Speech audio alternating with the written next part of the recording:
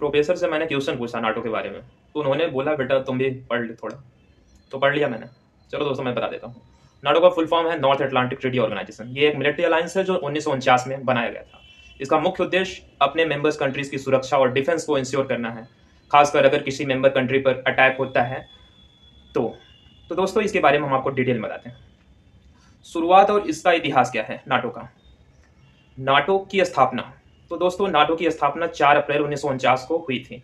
ये उस वक्त के सोवियत यूनियन के खिलाफ वेस्टर्न कंट्रीज के बचाव के लिए बनाया गया था। वर्ल्ड वॉर सेकेंड के बाद यूरोप में सोवियत यूनियन के बढ़ते असर को देखते हुए यूएसए और वेस्टर्न यूरोपियन कंट्रीज ने ये अलायंस बनाया था। वाशिंगटन ट्रीटी, नाटो की स्थापना वाशिंगटन ट्रीटी या फिर इसको नॉर्थ अटलांटिक ट्रीटी के तहत हुई थी। इस ट्रीटी का आर्टिकल 5 सबसे इंपॉर्टेंट है। इस आर्टिकल 5 में क्या दिया है दोस्तों, जो कहता है कि अगर किसी भी मेंबर कंट्री पर अटैक होता है तो उसे सभी मेंबर कंट्रीज पर अटैक माना जाएगा और फिर उसको डिफेंस करने के लिए सभी जितने मेंबर्स हैं सब उसके बचाव में आएंगे।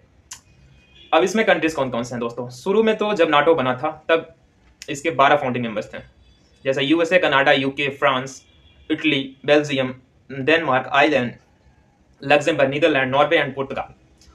अब तक दोस्तों आज तक नाटो में 32 कंट्रीज शामिल हो चुके हैं। यूगोस्लाविया के टूटने के बाद कुछ नए कंट्रीज भी नाटो में शामिल हुए हैं, जैसे कि पोलैंड, हंगरी रिपब्लिक और हाल ही में स्वीडन ने भी नाटो को ज्वाइन किया, जो कि सबसे लेटेस्ट है।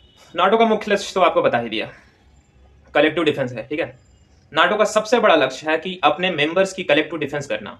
अगर किसी मेंबर्स पर अटैक होता है तो बाकी सभी कंट्रीज मिलकर उसका समर्थन करती हैं, ये बात ध्यान रखिएगा। पॉलिटिकल और मिलिट्री कॉपरेशन क्या है। नाटो सिर्फ मिलिट्री अलायंस नहीं है, ये एक पॉलिटिकल फोरम भी है जहां मेंबर्स कंट्रीज अपनी सिक्योरिटी पॉलिसीज और स्ट्रेटजी डिस्कस करती हैं। नाटो का मिशन भी है पीस कीपिंग मिशन। नाटो ने अपनी हिस्ट्री में कई पीस कीपिंग मिशन भी किए हैं, जैसे कि बाल्कन्स, अफगानिस्तान और लीबिया में ऑपरेशन हुआ था। ठीक है, अभी इसके हेडक्वार्टर के बारे में बता दें। नाटो का हेडक्वार्टर दोस्तों ब्रुसेल, बेल्जियम में है। अभी दोस्तों बता दें नाटो की करंट चैलेंजेस और इसका रोल क्या है। रसिया को खतरा, यूक्रेन का भी तो वार चल रहा है, जानते हैं। आज के टाइम में नाटो का एक बड़ा चैलेंज है रसिया यूक्रेन वार के दौरान नाटो का रोल बड़ा इंपॉर्टेंट रहता है, क्योंकि कई नाटो मेंबर्स ने यूक्रेन को सपोर्ट किया है। साइबर सिक्योरिटी और टेररिज्म, आज के दौर में नाटो सिर्फ ट्रेडिशनल वारफेयर तक सीमित नहीं है, ये साइबर सिक्योरिटी और हाइब्रिड वेलफेयर और टेररिज्म जैसे नए चैलेंजेस से भी निपटने के लिए स्ट्रेटजी बनाता है। दोस्तों बात करें नाटो का भविष्य, एक्सपेंशन और प्लान्स इसके। नाटो लगातार अपनी मेंबरशिप एक्सपैंड कर रहा है। ठीक है दोस्तों, हर बार चाहता है कि नए कंट्रीज आए। फिनलैंड और स्वीडन जैसे कंट्रीज भी नाटो को ज्वाइन करने की कोशिश कर रहे हैं। अब इसका ग्लोबल रोल क्या है दोस्तों।